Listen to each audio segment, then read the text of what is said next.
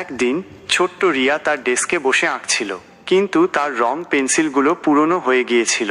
তাই সে মন খারাপ করে বসে রইল। হঠাৎ তার সামনে এক চকচকে রূপালি পেন্সিল পড়ল। পেন্সিলটা নিজে থেকেই নড়ল আর এক মিষ্টি কণ্ঠে বলল, আমি জাদুকরি পেন্সিল, যা আঁকবে তাই সত্যি হয়ে যাবে। রিয়া অবাক হয়ে গেল।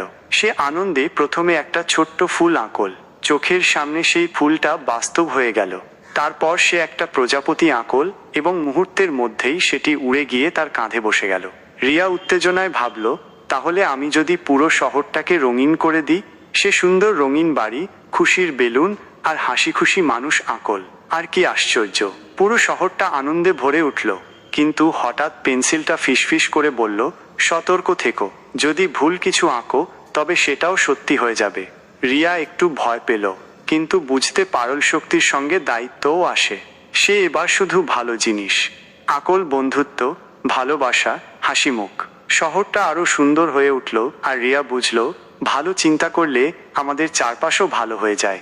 গল্পের শিক্ষা, সৃজনশীলতা ও ভালো চিন্তা আমাদের পৃথিবীকে সুন্দর করে তুলতে পারে।